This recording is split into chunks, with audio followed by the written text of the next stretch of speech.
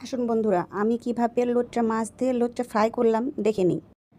প্রথমে লোটটা মাছগুলোকে ভালো করে ছোট ছোট পিস করে কেটে জল ঝরিয়ে নিই। তার মধ্যে হাফ চামচ লবণ,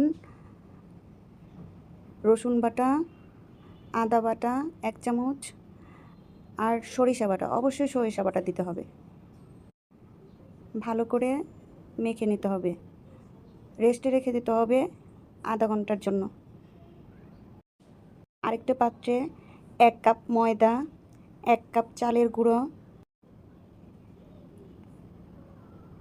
1 চামচ মরিচ গুঁড়ো, 1 চামচ রসুন বাটা, 1 চামচ জিরা বাটা গুঁড়ো দিলেও চলবে, আর হাফ চামচ লবণ আর হাফ চামচ হলুদ গুঁড়ো ভালো করে মিশিয়ে তার মধ্যে একটু একটু করে জল দিয়ে ঘন একটি ব্যাটার তৈরি করে নিতে হবে। ব্যাটারটা না হয় ঘন হতে হবে। এদিকে একটি কড়াইতে প্যান বসিয়ে ডুবো তেলে ভাজতে হবে।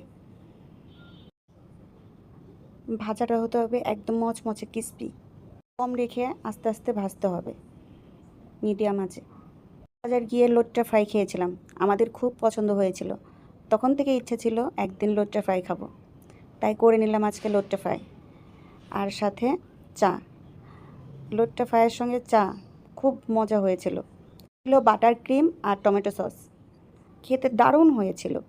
সঙ্গে সন্ধ্যের আড্ডায় খারাপ হয়নি। কেমন লাগলো রেসিপিটা বন্ধুরা জানিয়ে দিও।